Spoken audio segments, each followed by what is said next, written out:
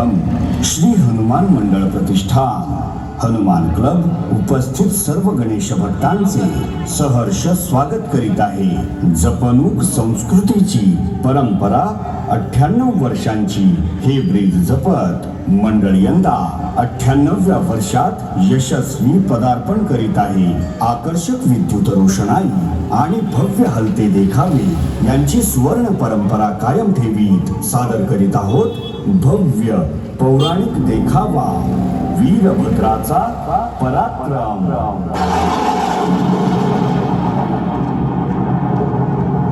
प्रजापती दक्ष राजानं बृहस्पती सर्व नामक महायज्ञाचं भव्य आयोजन केले। या यज्ञासाठी प्रजापती दक्ष यानं ब्रह्मा, विष्णू आणि इंद्र तसंच सर्व देवदेवतांना ऋषी मुनींना आमंत्रण केले, परंतु हेतुपूर्वक शिवशंकराला आणि सती पार्वतीला दक्षानं या यज्ञासाठी आमंत्रित केलं नाही।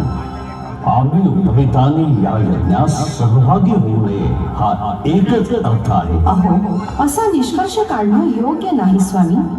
अहो, एवढ्या मोठ्या यज्ञाचं नियोजन करण्याच्या व्यापात पिताश्री आपल्याला निमंत्रण द्यायचं विसरून गेले असतील कदाचित। मी काय म्हणते, आपण जाऊयात का नाथ? काहीतरी विपरीत घडण्याचे हे संकेत आहे, त्यामुळे आपण न जाणं हेच योग्य नाही। हे योग्य नाही। मी तरी निदान या यज्ञस्थळी जाऊन येते आणि आपल्याला निमंत्रण का दिलं नाही याचीही विचारणा करते। मला अनुमती द्यावी। तू या यज्ञासाठी जाऊ नयेस असं मला वाटतं, परंतु तुझा हट्टच आहे तर शांतपणे जाऊन ये। ठीक आहे नाथ। सती निघाली आणि यज्ञस्थळी दाखल झाली।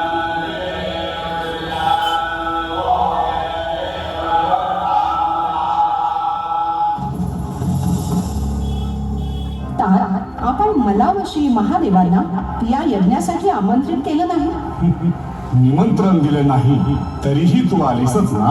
तात मला वाटलं तुम्ही यज्ञाच्या या प्रचंड व्यापात आम्हा उभयतांना निमंत्रण द्यायचं विसरलं असावं। मग विचार केला की पित्यानंच केलेल्या यज्ञासाठी मला निमंत्रणाची काय गरज, म्हणून मी आले। परंतु तुम्ही श्री शिवशंकरांना निमंत्रित करावयास हवे होते। सर्व ऋषी मुनी सकल देव देवतांना तुम्ही आमंत्रित केले, मग माझ्या प्राणनाथांना कैलासपती शिवशंकरांना का आमंत्रित केलं नाही? कैलासपती तो स्मशान जोगी? अगं तुझ्या त्या शंकराची काय पात्रता? अंगभर भस्म थापून रुद्राक्षांची आभूषणं घालून गळ्यात सर्प जटा वाढवून फिरत असलेल्या त्या बैराग्याला मी इथं या यज्ञात बोलवेन आणि हसू करून घेईन असं वाटलं काय तुला? नीट आहे, मी त्याला तुझ्या त्या बैरागी शंकराला हेतुपूर्वकच आमंत्रण दिलं नाही। आपणास हे बोलणं शोभत नाही ताता। तुमच्या मनात त्यांच्याविषयी इतकं विष आहे हे आज मला उमगलं, पण आता मला हा तुम्ही त्यांचा केलेला अपमान सहन होत नाही। लक्षात ठेवा, कैलासपती माझे प्राणनाथ सर्वश्रेष्ठ आहे। तुम्ही याच यज्ञासाठी त्यांचा अपमान केला आहे। आता त्याच यज्ञात मी माझ्या प्राणांची आहुती देते।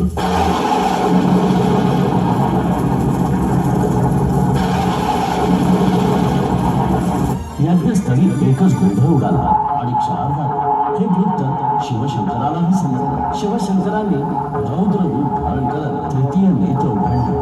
अत्यंत क्रोधित होऊन शिवशंकरांनी आपल्या जटा आपटल्या।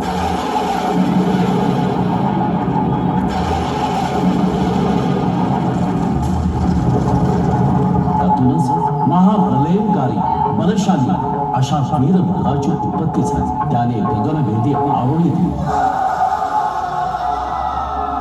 तिन्ही लोके थरकाप करून देणारी ही आवडी होती। वीरभद्रा प्रजापती दक्ष सर्वांनी उन्मत्त झाले आहे। त्यांच्यामुळेच आज सतीने प्राणांचा त्याग केला। तुम्ही शीघ्र प्रस्थान करून या प्रजापती दक्षास मृत्यूदंड द्यावा। जशी आपली आज्ञा स्वामी। आपला आदेश शिरसावंद्य आहे।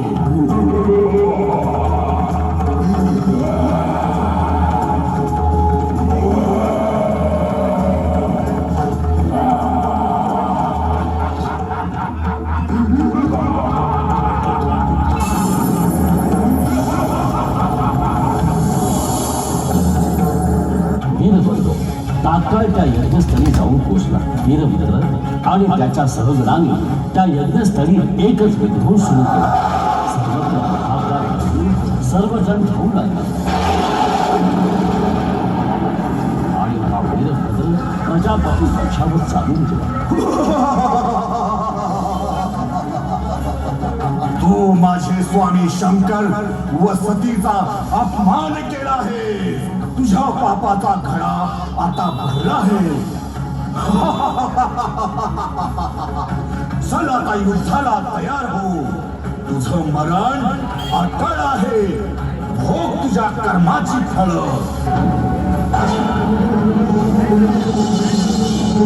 वीरभद्र व दक्षराजा यांच्या धनुकोर युद्ध सुरू झालं आणि महापराक्रमी वीरभद्राने दक्षाला दंड करत त्याचा शिरच्छेद केला.